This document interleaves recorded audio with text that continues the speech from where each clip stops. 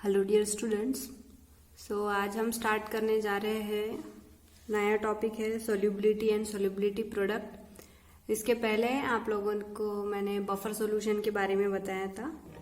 Buffer solution, what is buffer solution, उसका क्या use है, प्लस उसके एप्लीकेशन, प्लस न्यूमेरिकल्स और उसका कॉन्सेप्ट, राइट। ये सारी चीजें हमने पिछले लेक्चर में डिस्कस की थी।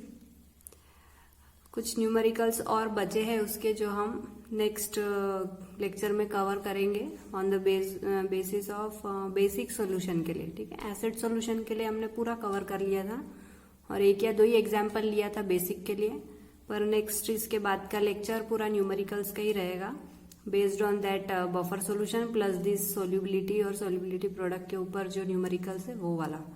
तो इसके बाद का लेक्चर और इम्पोर्टेंट रहेगा बिकॉज उसमें न्यूमेरिकल्स कवर करेंगे हम लोग। तो आज हम नया कंसेप्ट देख रहे हैं सोल्यूबिलिटी एंड सोल्यूबिलिटी प्रोडक्ट। तो इसका कंसेप्ट समझ लेते हैं, फिर उसके बाद उसके न्यूमेरिकल्स भी देख लेंगे। ओके, तो what do you mean by first of all solubility. Solubility मतलब किसी सब्सटेंस को या सोल्यूट को एक सॉल्वेंट में डिजोल्व करना, है ना। तो दो पॉसिबिलिटी है कि अगर उसको हम सोल्यूबिलिटी बोलते हैं, जो प्रोसेस होती है एक सोल्यूट अगर सॉल्वेंट में डिजोल्व होता है, राइट। सॉल्यूशन किससे बनता है? Solute plus solvent, right. Solute plus solvent. तो अगर एक सोल्यूट सॉल्वेंट में कंप्लीटली डिजोल्व होता है तो उसको हम बोलते हैं सोल्यूबिलिटी। बट जरूरी नहीं है कि हर सॉल्यूशन में जो हम सोल्यूट डालते हैं वो कंप्लीटली सोल्यूबल हो। तो कुछ कंपाउंड ऐसे होते हैं जो कंप्लीटली सोल्यूबल हो, उसको हमने बोला है कि दे आर हाईली सोल्यूबल। और कुछ सोल्यूट ऐसे होते हैं जो स्पैरिंगली सोल्यूबल होते हैं, मतलब कंप्लीटली सोल्यूबल नहीं होते, उसको हम क्या बोलते हैं? Sparingly soluble. ओके, कुछ एक्सटेंट तक ही सोल्यूबल होते हैं और उसके बाद अगर हमने ज्यादा सोल्यूट डाला तो वो प्रेसिपिटेशन दिखा देते हैं। ओके, तो ये दो पॉइंट है इसमें इंपॉर्टेंट सोल्यूबिलिटी के। थोड़े एग्जाम्पल देख लेंगे और कंपेरिजन देख लेंगे कि कैसा हमको फिजिकल केमिस्ट्री में पढ़ना है और क्या हमने इनऑर्गेनिक केमिस्ट्री में पढ़ रखा है। तो अगर हाईली सोल्यूबल कंपाउंड है तो हम क्या बोल रहे हैं कि दे आर कंप्लीटली डिजोल्व। वो कैसे हो जाते हैं? कंप्लीटली डिजोल्व हो जाते हैं।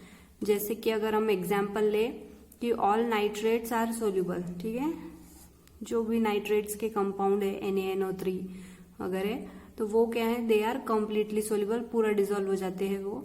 And also all salts of sodium, potassium, ammonium, rubidium, caesium are also soluble. These are completely soluble. Water में हम जब भी हम इनके कंपाउंड्स डालते हैं तो वो कंप्लीटली सोल्यूबल हो जाते हैं। पर कुछ कंपाउंड ऐसे हैं जो स्पैरिंगली सोल्यूबल रहते हैं, ठीक है, कुछ एक्सटेंट तक सोल्यूबिलिटी दिखाते हैं और उसके बाद अगर एक्सेस में सोल्यूट डाला तो वो प्रेसिपिटेशन दिखा देते हैं, मतलब दे बिकम सैचुरेटेड। ठीक है, तो स्पैरिंगली सोल्यूबल दो टाइप के, एक तो मीन्स अगर हम इनऑर्गेनिक के पॉइंट्स ऑफ व्यू से बोले तो हम क्या बोलते हैं उसको? They are insoluble. और अगर फिजिकल केमिस्ट्री के पॉइंट ऑफ व्यू से बोलेंगे तो उसको क्या बोलेंगे? They are sparingly soluble salt. ठीक है, दोनों का मीनिंग एक ही है, they are insoluble. But inorganic chemistry में ये टर्म यूज करेंगे और फिजिकल केमिस्ट्री में हम ये वाली टर्म यूज करेंगे, स्पैरिंगली सोल्यूबल सॉल्ट। इसके कुछ एग्जाम्पल है जैसे कि silver chloride, silver bromide, barium sulphate, lead sulphate, zinc sulphide, okay, silver iodide, phosphate ion, ये सब कैसे हैं? स्पैरिंगली सोल्यूबल सॉल्ट्स हैं। तो इनकी सोल्यूबिलिटी हमको स्टडी करने के लिए दो टॉपिक हम आए हैं, solubility and solubility product. Solubility product को हम किससे डिनोट करते हैं? KSP से, ठीक है, KSP। SP के क्या है? कांस्टेंट, और SP stand for solubility product. कैसे आएगा हम इसका डेरिवेशन देखने वाले हैं अभी इसके बाद में। तो हम जब इनऑर्गेनिक केमिस्ट्री पढ़ते थे तो हम देखते थे कि फजान्स रूल फॉलो होता है सोल्यूबिलिटी के लिए। तो फजान्स ने बोला था कि अगर कंपाउंड कैसा है? कोवैलेंट है, तो वो जो कोवैलेंट कंपाउंड रहते हैं वो कैसे रहते हैं? वाटर इनसोल्यूबल रहते हैं।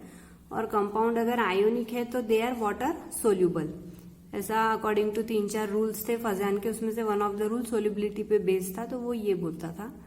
और अगर कंपैरिजन का क्वेश्चन आता था कि अगर सिल्वर क्लोराइड, ब्रोमाइड और सिल्वर आयोडाइड को कंपेयर करो और सोल्यूबिलिटी बताओ करके इसका कंपैरिजन, तो हम on the basis of its bond हम डिसाइड करते थे फजान्स रूल के अकॉर्डिंग कि अगर कोवैलेंट बॉन्ड रहता है तो दे आर वाटर इनसोल्यूबल, और अगर आयोनिक रहता है तो दे आर वाटर सोल्यूबल। तो फिर इसके according to inorganic chemistry sequence ये बन जाता है कि जो आयोनिक है वो वाटर सोल्यूबल है, मतलब सिल्वर क्लोराइड का सोल्यूबिलिटी ज्यादा, उसके बाद सिल्वर ब्रोमाइड का, और फिर सिल्वर आयोडाइड का।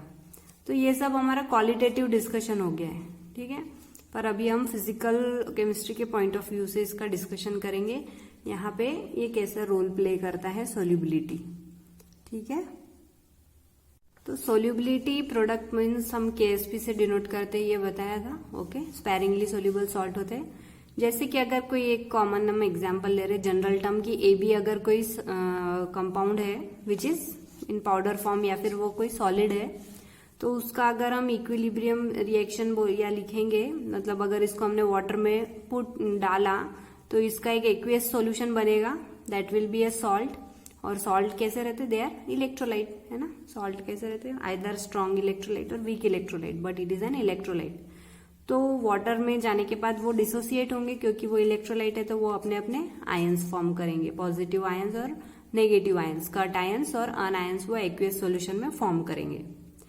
तो जब इनका हम सॉलिड जो पाउडर फॉर्म में हमारा कंपाउंड है उसको जब हम वाटर में डालते हैं तो they form an equilibrium, right. ये जो बैकवर्ड रिएक्शन का हम जब बताते हैं एरो, तो हम क्या बोलते हैं, this thing occurs at equilibrium. तो this equilibrium is important here for determining the solubility product. तो एट इक्विलिब्रियम मतलब कि इट बिकम्स स्पैरिंगली सोल्यूबल। क्यों, क्योंकि ये फॉरवर्ड डायरेक्शन में भी फेवरेबल है और बैकवर्ड डायरेक्शन में भी फेवरेबल है, okay. Depending upon the concentration of ions decide होगा कि फॉरवर्ड रिएक्शन रहेगी कि बैकवर्ड रिएक्शन रहेगी। अगर स्ट्रॉन्ग इलेक्ट्रोलाइट रहा तो ऑब्वियसली फॉरवर्ड डायरेक्शन में ही रहेगी, है ना। तो जो हम पढ़ने वाले हैं वो कौन से रहेंगे फिर, स्ट्रॉन्ग इलेक्ट्रोलाइट, क्योंकि हम कौन सा देख रहे हैं, आयोनिक फॉर्म देख रहे हैं उसका। तो मतलब अगर हम जब ये जो इलेक्ट्रोलाइट है उसको हमने वाटर में डाला तो they will undergo complete dissociation and they will form ions, right, जो कि कंप्लीट डिसोसिएशन पे हम देखते हैं। तो जब अगर हमने इसको अब हम एक एग्जाम्पल के थ्रू भी समझ लेंगे कि अगर एक सॉल्ट है जैसे कि सिल्वर क्लोराइड, उस सॉलिड फॉर्म में है, मतलब पाउडर फॉर्म में है, उसको हमने वाटर में डाला तो it will show an equilibrium with water. तो एक इक्विलिब्रियम फॉर्म होगा। तो जब वो डिजोल्व होगा, इक्विलिब्रियम फॉल होगा मतलब डिजोल्व होगा, तो ये जो इक्विलिब्रियम फॉर्म होगा, डिजोल्व होगा उसमें, तो अगर वो स्ट्रॉन्ग इलेक्ट्रोलाइट है तो obviously silver chloride is a strong electrolyte, so therefore it will undergo complete dissociation and it will form it's corresponding ions in aqueous form, क्योंकि हमने उसको वाटर में डाला। तो ये जो चीज हम पढ़ रहे हैं स्ट्रॉन्ग इलेक्ट्रोलाइट का फॉर्मिंग एन आयंस, तो डालते से ही वो डायरेक्टली आयंस फॉर्म नहीं करते, they form an equilibrium. So this dynamic equilibrium, dynamic मतलब जो चेंजिंग होता है, तो the dynamic equilibrium between the undissolved solid silver chloride and dissolve ions.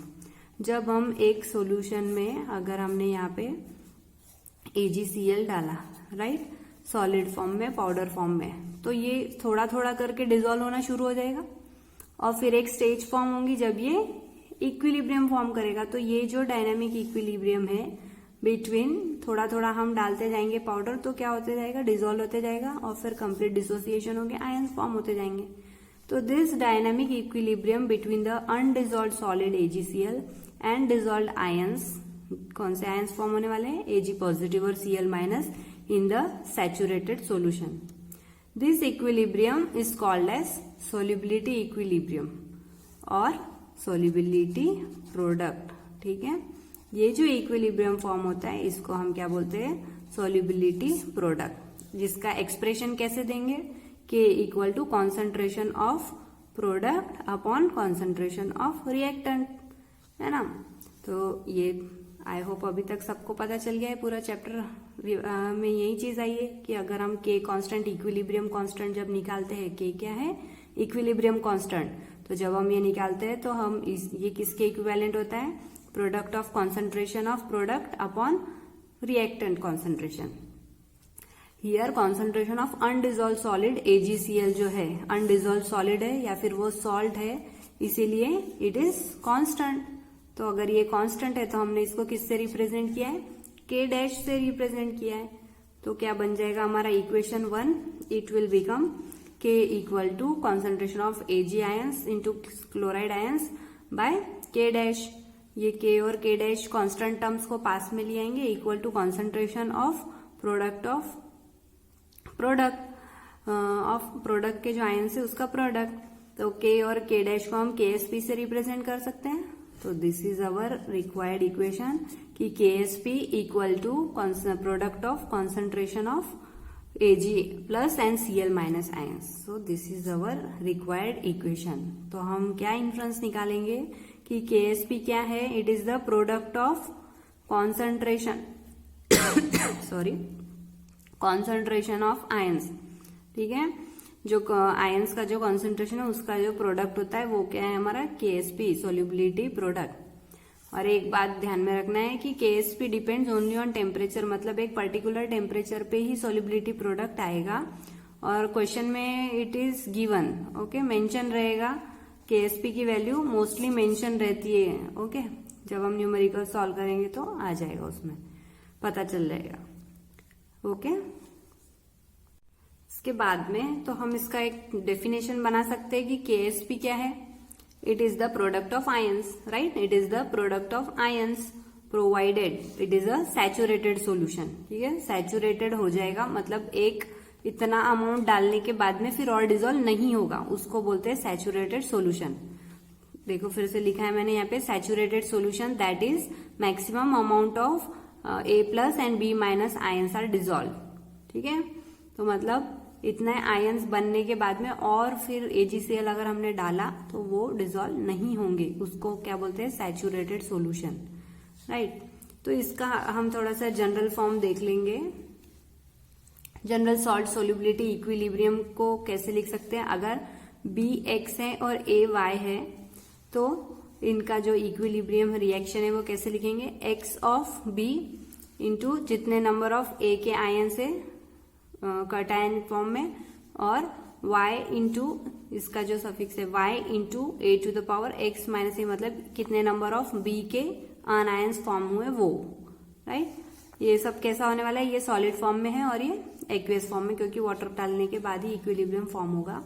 तो therefore KSP equal to concentration of, ठीक है, कॉन्सेंट्रेशन ऑफ प्रोडक्ट आएगा यहाँ पे, कॉन्सेंट्रेशन ऑफ B, ये जो है हमने लिखी term B y plus concentration मतलब y टाइम्स जितने नंबर ऑफ मॉलिक्यूल्स लगे इसको बैलेंस करने के लिए, जितने नंबर ऑफ चार्ज लगा B को बैलेंस करने के लिए y के साथ में, वो y plus into concentration of जितने नंबर ऑफ मॉलिक्यूल्स B के रिएक्ट हुए, plus A into concentration of A to the power x minus, मतलब x के कितने अनायन लगे बैलेंस करने के लिए, और टू द पावर y।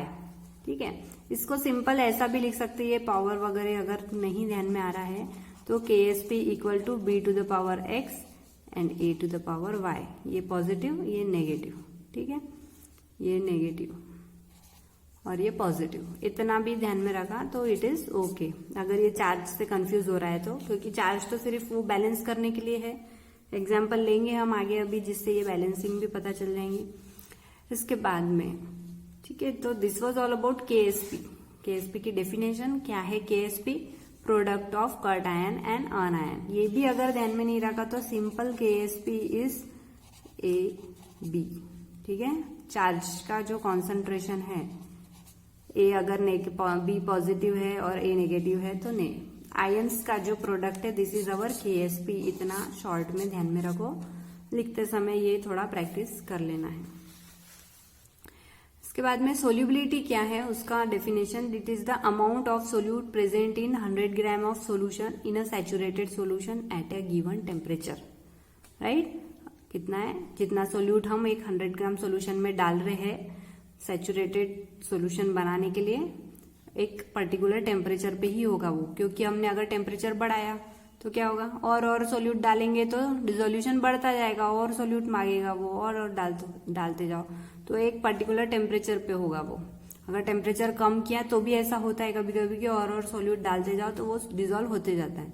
तो at a given temperature this all conditions occur.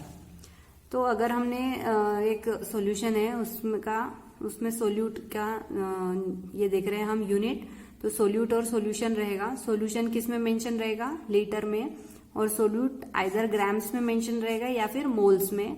तो उसका यूनिट क्या हो जाएगा, अगर ग्राम्स पर लीटर रहा तो ग्राम्स पर लीटर, और अगर मोल्स पर लीटर रहा तो moles per litre. Mostly moles per litre में रहेगा, ये न्यूमेरिकल्स में हमको काम में आएगा। ठीक है, इसके बाद में हम देखेंगे relationship between S and Ksp. तो इसके लिए एक मोलर सोल्यूबिलिटी का टर्म है, वो देख लेते हैं। What is molar solubility? Molar solubility means mole per litre, एक लीटर में कितने नंबर ऑफ मोल्स डालते हैं हम लोग, उसको बोलते हैं मोलर सोल्यूबिलिटी। डेफिनेशन देख लेते हैं। The number of moles of a compound that dissolves to give 1 liter of a saturated solution is called as molar solubility। एक सैचुरेटेड सोल्यूशन बनाने के लिए कितने नंबर ऑफ मोल्स लगेंगे 1 लीटर सोल्यूशन में, उसको बोलते हैं मोलर सोल्यूबिलिटी। फॉर्मूला कैसे लिखेंगे, molar solubility equal to solubility in gram per litre by molar mass in gram per mole. ठीक है, तो ये एक फॉर्मूला ध्यान में रखो, हो सकता है न्यूमेरिकल में काम में आए। ठीक है, solubility in gram per liter by molar mass in gram per mole। Now the solubility product is given by, हमको पता है KSP into concentration of B positive ion into concentration of A negative ion, या negative होना चाहिए, sorry. तो अगर इनका हम concentration जो है मोलर solubility S से रिप्रेजेंट किया हमने, अगर समझो तो कैलकुलेशन के हिसाब से करना ही है हमको। सोल्यूबिलिटी और हम KSP का रिलेशन देख रहे हैं तो वही डिराइव कर रहे हैं, बहुत सिंपल सा है। देखो, अगर इसको हमने S बोला और इसको भी हमने S बोला, तो if the S is the molar solubility of compound, the equilibrium concentration of the ions in the saturated solution will be, क्या होगा, देखो इसका जो कॉन्सेंट्रेशन है B y to the power of positive charge equal to x time of S, है ना, कितने number of molecules रहेंगे, और A टू द पावर मतलब A का जो आयन का कॉन्सेंट्रेशन है वो x इंटू एस, ये S और S बोला है, मतलब x टाइम्स S, समझ जाओ, x time S, x time S, मोल पर लीटर में है, मोलर सोल्यूबिलिटी देख रहे हैं हम लोग इसलिए। तो therefore KSP equal to concentration of XS, ये जो हम बोल रहे हैं XS to the power X, ये इसको यहाँ लिखा हुआ है वैसे ही, और A का भी XS ही है तो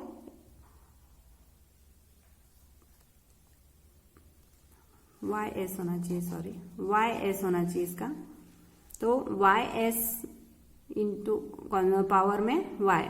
ठीक है, तो KSP जब लिखेंगे तब क्या हो जाएगा, पावर में देखो X और Y, इसको सिंप्लीफाई करके यहाँ बता देती हूँ, X to the power X, S to the power X, right, और Y to the power Y और S to the power Y। अब इसमें से क्या हुआ, x to the power x लिखा हमने, y to the power y लिखा। क्यों ऐसा किया, क्योंकि s कॉमन था तो s को मल्टीप्लाई हो गया, और जो पावर की टर्म्स रहती है वो मल्टीप्लीकेशन में वो पावर की टर्म ऐड हो जाती है, रूल है ये। तो KSP equal to x to the power x, y to the power y into x to the power x plus y। एक बार ये समझ लो, इसके बाद में एक शॉर्टकट बताऊंगी और इसको याद करने का। ठीक है, जैसा टेक्स्ट बुक में दिया हुआ है एक बार वो समझ लेते हैं। तो ये हमारे पास फॉर्मूला है जिससे हम न्यूमेरिकल सॉल्व करेंगे, उसके भी एक टाइप्स के एग्जाम्पल देख लेते हैं हम लोग। एक बार ये भी ध्यान में रख लो कि अगर इसको सिंपल S और S बोला तो यहाँ पर क्या हो जाएगा, KSP इक्वल टू S, क्या था हमारा फॉर्मूला सिंपल फॉर्म में जो हम याद कर रहे थे, A plus into B minus, तो ये इसको भी हमने S बोला और इसको भी हमने S बोला, चार्ज इंटरचेंज भी कर सकते, कोई बात नहीं। तो KSP इक्वल टू क्या हो जाएगा, S स्क्वायर। सिंपल, अगर एक ये शॉर्ट ट्रिक बता रही हूँ, ये भी जब हम सॉल्व करेंगे वैल्यूज, जब इसमें पुट करेंगे फॉर्मूले में, तो यही आने वाला है, राइट। और सिंप्लीफिकेशन ये चीज बताइए। तो इसको अगर टाइप्स देखेंगे, इसके अलग अलग कौन से टाइप्स है, सिंपल 4 टाइप्स है। 1:1 का अगर कोई कंपाउंड है, सॉल्ट है, तो हम उसको कैसे रिप्रेजेंट करेंगे, AB, कोई AB सॉल्ट है तो जैसे कि AgCl, AbR, PbSO4, BaSO4, ऐसा कोई सॉल्ट है तो इसका अगर हाइड्रोलिसिस होता है तो कैसा, सॉरी हाइड्रोलिसिस नहीं, वाटर में अगर हम पुट करते हैं इसको, तो डिसोसिएशन अगर इसका होता है तो ये जो सॉलिड फॉर्म में है वो एक्वियस फॉर्म में Ag पॉजिटिव और Br नेगेटिव बनाएंगे। तो क्योंकि ये 1:1 है ना, 1:1 है इसका प्रोपोर्शन, 1 मोल ऑफ सिल्वर है और ब्रोमाइड है 1:1। तो अगर x और y की वैल्यू अगर 1 है, y की भी वैल्यू कितनी है, 1 ही है। देखो x और y दोनों की वैल्यू 1 है, तो KSP कितना हो जाएगा, x की वैल्यू इसमें 1 डालेंगे तो 1 to the power 1 is 1, y की वैल्यू भी 1 ही है तो 1 to the power 1 इज 1, और s के ऊपर 1 + 1 डालेंगे तो कितना हो जाएगा 2। तो KSP will be s into s, that is s square, right? So KSP is s square। यही चीज मैंने शॉर्ट में यहाँ पर बताई है, ये जो टेक्स्ट बुक फॉर्म में था वो लिखा मैंने यहाँ पे, x = 1 और y = 1। शॉर्टकट याद रखना है तो कॉन्सेंट्रेशन ऑफ A और B SS बोल देना है, तो KSP will be s square directly, time भी सेव हो जाएगा। और अगर ये फॉर्म याद रखना है फॉर राइटिंग पर्पस तो ये भी याद रख सकते हो, it is also correct and this is also correct, ठीक है। इसी में टाइप 2 देख लेंगे, 1:2 और 2:1। जैसे कि कोई सॉल्ट है AB2 और A2B का, ठीक है, तो उसका जैसे कि एग्जांपल है PbCl2 और Ag2CrO4, तो AB2 और A2B दोनों सेम ही है, ठीक है, A2 और ये B, तो दोनों के लिए मीन्स फॉर्मूला सेम आएगा। तो अगर ये डिसोसिएट करता है, जैसे PbI2 है फॉर एग्जाम्पल, तो ये Pb2+ और 2 टाइम्स है ना I2, तो 2 मोल्स ऑफ आयोडाइड आयन बोलेंगे हम। तो यहाँ पे x की वैल्यू कितनी है 1 और y की वैल्यू कितनी है 2। तो जो हमारा इक्वेशन था उसमें कैसा था, x to the power x और y to the power y और s to the power x + y, ये भी याद रख सकते हो। तो x की वैल्यू 1, तो 1 to the power 1 is 1 and y की वैल्यू 2 to the power 2, और x के ऊपर क्या है x + y, तो 1 + 2, तो क्या हो जाएगा इसका 2 to the power 2 will be 4 और s का पावर 3 हो जाएगा और 1 का तो 1 ही है, तो 4s³। सो KSP क्या हो जाएगा 4s³। और नहीं तो उसका एक और शॉर्टकट भी बता देती हूँ कि अगर ये सिंपल s है, राइट, जितना नंबर ऑफ ये b कितना है 2 है, तो 2s का पावर 2 ऐसा लिखना है। तो देखो इसको सॉल्व करेंगे तो कितना हो जाएगा, 2s है और एक और s है, तो s³ हो गया, राइट, और 2 का पावर ये पूरा 2, इसको भी पावर जाएगा ये, तो 4s³ हो जाएगा। और यही चीज हमने यहाँ पे भी डिराइव की है, KSP = 4s³। सिमिलरली इसके लिए भी ऐसे ही होगा, A2 है तो जितने नंबर ऑफ मॉलिक्यूल्स होते हैं उसको 2s to the power 2 कर देना है, राइट, इसको होल पावर करना था यहाँ पर, और यहाँ पे इंटू s कर देना है। तो इसको सॉल्व करेंगे तो क्या आएगा 2 का पावर 2 4 और s का पावर s² और इंटू s क्या हो जाएगा क्यूब हो जाएगा 4s³। तो दोनों के फॉर्मूले सेम है, इसलिए हम बोल रहे हैं कि AB2 और A2B दोनों भी सेम है करके, राइट। तो ऐसा करना है, ये शॉर्टकट फॉर न्यूमेरिकल्स जो हम देखने वाले हैं, ओके। लिखते समय पूरा लिखा तो भी चलेगा for from theory point of view, ठीक है। पहले ये भी समझ लो और वो भी समझ लो, दोनों भी सिंपल है। उसके बाद में नेक्स्ट टाइप देखेंगे 1:3 और AB3, राइट, 1:3 और AB3। पहले शॉर्टकट बता दूं कि पहले टेक्स्ट बुक, ठीक है, चलो पहले टेक्स्ट बुक फिर शॉर्टकट। तो जैसे कि AlCl3 आएंगे इसके एग्जाम्पल, AlCl3 1:3 या फिर AlOH थ्राइस 1:3। तो AlOH थ्राइस का इक्विलिब्रियम रिएक्शन रहेगा Al ट्राइपॉजिटिव + 3 मॉलिक्यूल्स ऑफ OH-। तो यहाँ पे x की वैल्यू कितनी है 1 और y की वैल्यू कितनी है 3। तो इसका जब KSP लिखेंगे तो क्या हो जाएगा x to the power x, y to the power y, s to the power x + y। तो 1 ही है x, देखो तो x to the power x 1, 3 to the power 3 होगा यहाँ पे, 3 to the power 3, right, y का 3 to the power 3 और 1 + 3 तो 3 to the power 3 कितना हो जाता है 27 और s का पावर कितना हो जाएगा 4, तो 27 s to the power 4। तो इसके लिए KSP की वैल्यू कितनी निकली अपनी, KSP = 27 s to the power 4। तो ये जब थियरी के लिए लिखना है तो पूरा लिखना है। न्यूमेरिकल्स या MCQ क्वेश्चन के लिए शॉर्टकट अगर इस टाइप का कंपाउंड आए तो फटाफट लिख लेना है। यहाँ पे A के लिए s है और इसको बोला था मैंने कि 3s to the power 3 कर देना है, राइट। तो क्या हो जाएगा 3 का क्यूब 27 s³ और ये इंटू s क्या हो जाएगा s to the power 4। तो ये तुम्हारा शॉर्टकट, राइट। नेक्स्ट इसके बाद में 4 टाइप देखेंगे, not mention in text book but extra ले रहे हैं। A2B3 अगर दिया हुआ है तो इसका एग्जांपल है AS2S3। डायरेक्ट देख लेंगे इसका क्या बोला था, KSP निकालना है तो जितना है उसका होल स्क्वायर नंबर उतना ही सोल्यूबिलिटी का स्क्वायर कर देना। जैसे 2 है तो 2 इंटू एस का स्क्वायर, और यहाँ पे 3 है तो 3s इंटू एस का क्यूब। तो 2 2 ज़ा 4 एस स्क्वायर इंटू 3 3 ज़ा 27 एस का क्यूब। एस मल्टीप्लाई करेंगे कितना हो जाएगा, s to the power 4 addition हो जाएगा उनका पावर का, और 4 इंटू 27 इज 108। तो ये हो गया KSP for this type of compound. ठीक है, तो आपको पूछ सकते हैं डायरेक्ट KSP के फॉर्मूलेज भी पूछ सकते हैं डायरेक्ट। तो सिंपल फॉर्मूलेज है, 1-2 बार प्रैक्टिस करने से आ जाएंगे। अब सिमिलर जो टाइप्स है उसके होमवर्क दे देती हूँ। आई होप आप लोग सॉल्व करके मुझे बताएं। तो ये कौन सा टाइप हो जाएगा, देखो A2B का टाइप है ये। दिस इज A3B2 टाइप का है, और दिस इज AB3 का टाइप का है। हिंट तो यही दे दिया, सॉल्व करके इसका KSP निकालना है, राइट।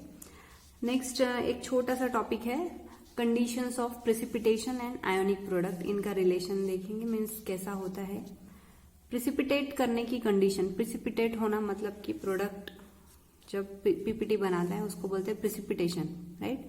तो अगर एक सॉल्ट है AB, उसको हमने एक्वेस सोल्यूशन में या वाटर उसका एक्वेस सोल्यूशन लिया या फिर वाटर में डिप किया तो इट विल फॉर्म आयंस, है ना। तो इसको हम, इसका डेफिनेशन दोनों का सेम टाइप का है कि dissociation constant of ionic product and dissociation constant of sparingly soluble salt. दोनों क्या दे रहे हैं, कॉन्सेंट्रेशन ऑफ आयंस ही दे रहे हैं, राइट। बट इंपॉर्टेंट और डिफरेंस, पॉइंट ऑफ डिफरेंस क्या है दोनों के बीच में, कि KSP कैसे होता है, इनकी वैल्यूज कांस्टेंट होती है, और आयोनिक प्रोडक्ट ऑफ वाटर की वैल्यू कैसी है, वेरिएबल है, राइट। तो this is the basic difference. दूसरा डिफरेंस ये है कि इनका जो है कॉन्सेंट्रेशन हम जो निकालते हैं या फिर आता है वो at any concentration of ions हो सकता है, इसीलिए क्या बोल रहे हैं, वेरिएबल है कोई भी कॉन्सेंट्रेशन पे। और जो KSP होता है इसका हम कब इसके आयंस देखते हैं, कॉन्सेंट्रेशन ऑफ आयंस कब देखते हैं, सैचुरेटेड सॉल्यूशन पे ही देखते हैं। और सैचुरेटेड सॉल्यूशन कब फॉर्म होता है, इक्विलिब्रियम पे, ठीक है। तो ये दोनों पॉइंट नोट करना है डिफरेंस का। इनका कंपैरिजन देखेंगे कि अगर ionic product is equal to KSP, solubility product के अगर ये दोनों इक्वल हो गए तो क्या होगा सोल्यूशन का। सोल्यूशन उस समय कैसा रहेगा, सैचुरेटेड सोल्यूशन रहेगा, है ना। एंड सोलिबिलिटी इक्विलिब्रियम एग्जिस्ट, दोनों की कंडीशन सेटिस्फाई होगी अगर वो दोनों इक्वल है तो इस केस में सोल्यूशन सैचुरेटेड भी हो जाएगा और सोलिबिलिटी का इक्विलिब्रियम भी फॉलो होगा, राइट। और अगर 2 केस और है कि अगर ionic product of water is greater than KSP तो क्या हो जाएगा, solution will be super saturated, बहुत ज्यादा सैचुरेट हो जाएगा वो, और क्या हो जाएगा, PPT of compound will occur. तो हमको तब क्या मिलेगा, प्रेसिपिटेशन। प्रेसिपिटेशन जब हमको मिलता है तो हम क्या बोलते हैं, मतलब क्वालिटेटिव एनालिसिस का पार्ट है ये थोड़ा सा, उस समय हम क्या बोलते हैं कि प्रोडक्ट फॉर्मेशन हो गया है करके, राइट। तो solution is super saturated and hence PPT of compound is form. तो ये PPT कब फॉर्म होता है, जब बैकवर्ड जो डायरेक्शन का रिएक्शन रहेगा, ठीक है, वो फेवर्ड रहेगा। उस समय क्या होता है, आयंस का कॉन्सेंट्रेशन बढ़ जाता है, इसकी वजह से बैकवर्ड डायरेक्शन का रिएक्शन फेवरेबल हो जाता है। जैसे कि अगर ये है AB और ये इस टाइप में इक्विलिब्रियम रिएक्शन फॉर्म कर रहा है, ठीक है। तो देखो क्या बोल रहा है कि सॉल्यूशन इज सुपर सैचुरेटेड, मतलब बहुत ज्यादा आयंस फॉर्म हो जाएंगे, और बहुत ज्यादा आयंस फॉर्म होने की वजह से वो क्या करेगा, बैकवर्ड डायरेक्शन में जाएगा, सॉलिड फॉर्म में। तो जो सॉलिड फॉर्म में पाउडर फॉर्म होता है उसको हम क्या बोलते हैं, PPT, राइट। तो कब होगा ये चीज, जब सॉल्यूशन सुपर सैचुरेटेड हो जाएगा, और सॉल्यूशन तो सुपर सैचुरेटेड होने के बाद में PPT फॉर्म होता है, राइट। सो दिस इज, इसी पे बेस्ड क्वेश्चन ज्यादा पूछते हैं कि PPT कब फॉर्म होगा, जब ionic product of water is greater, okay. और अगर KSP ग्रेटर है, समझो solubility product of water is greater than ionic product of water, तो कैसा रहेगा solution, obviously it will be unsaturated, और उस समय क्या होगा, अगर सॉल्यूशन अनसैचुरेटेड है इसका मतलब हम और सोल्यूट डाल सकते हैं, मतलब कि और सॉल्ट डाल सकते हैं हम वाटर में, तो मोर सॉल्ट कैन बी डिजॉल्व। और अगर हम सॉल्ट डालते जाएंगे, राइट, अगर KSP मतलब वो डिजॉल्व होते जाएगा तो PPT will not occur, right, क्योंकि रिएक्शन फॉरवर्ड डायरेक्शन में फेवरेबल रहेगी, राइट। सो देयरफॉर इस कंडीशन में क्या होगा, PPT फॉर्म नहीं होगी और सॉल्यूशन कैसा रहेगा, अनसैचुरेटेड रहेगा। ओके, तो दोनों जब इक्वल रहेंगे तो solution is saturated and solubility equilibrium exist करता है। आयनिक प्रोडक्ट अगर ज्यादा है तो PPT फॉर्म होता है, और KSP अगर ज्यादा है तो सॉल्यूशन अनसैचुरेटेड रहता है और PPT फॉर्म नहीं होता है। सो ये वाला पॉइंट ज्यादा इंपॉर्टेंट है, इसी पे बेस्ड क्वेश्चन पूछते हैं तो ख्याल में रखना है, राइट। इसके नेक्स्ट लेक्चर में हम इसके बेस्ड न्यूमेरिकल्स डिस्कस करेंगे, और फिर शायद हो सकता है कि इस यूनिट, इस चैप्टर का वो लास्ट लेक्चर हो, राइट। उसके बाद हम ये चैप्टर कंप्लीट कर लेंगे।